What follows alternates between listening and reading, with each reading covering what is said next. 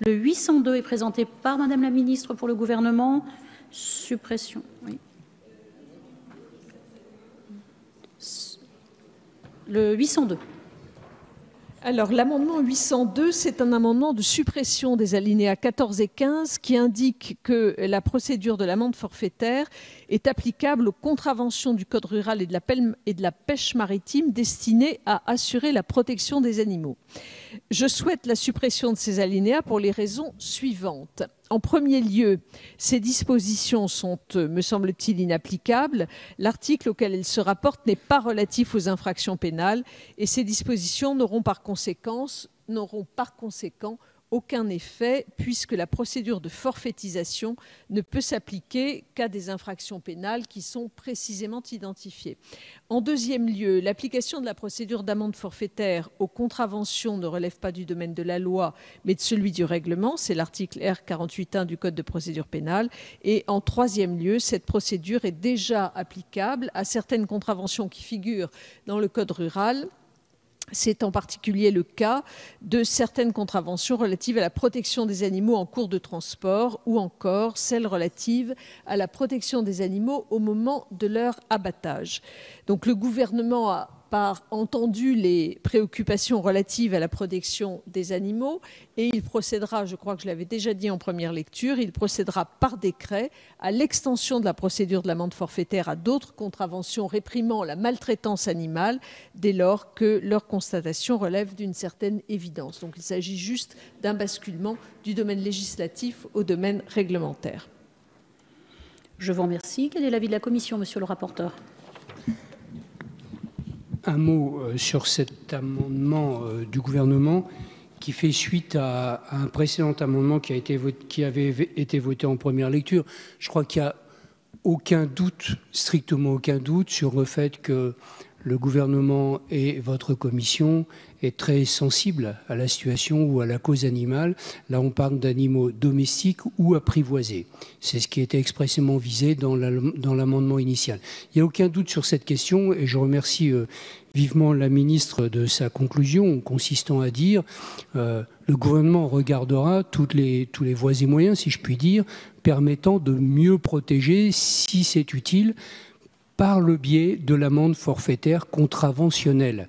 Le problème que nous avons rencontré n'est pas un problème d'approche de la cause animale, ça n'est qu'un problème juridique, mais un problème juridique incontournable, qui fait que l'article 34 de la Constitution réserve au Parlement l'usage de la loi, et l'article 37 réserve à l'exécutif, au gouvernement, l'usage des décrets et réglementaires.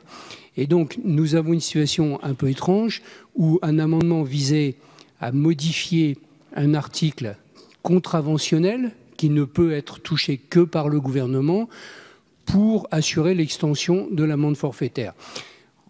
Pour simplifier ou en synthèse, j'ai sans doute déjà été trop long, aucun doute sur l'objectif, simplement ce n'est pas le moyen de la loi, c'est le moyen du règlement qui peut s'appliquer pour assurer l'extension de l'amende forfaitaire à ces situations-là.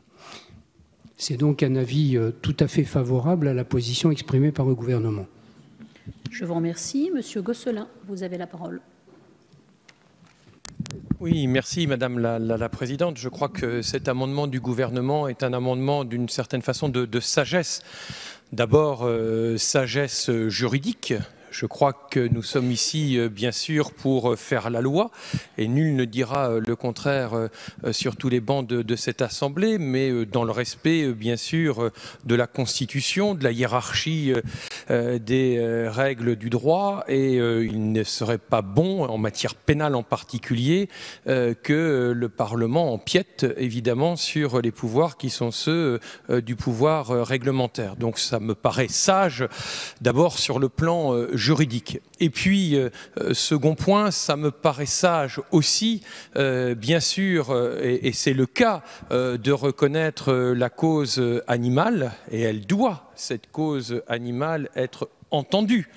C'est bien pour cela que le Code pénal réprime déjà, et heureusement, les mauvais traitements à animaux, et on a de nombreux dispositifs qui permettent des sanctions qui, encore une fois, sont totalement justifié.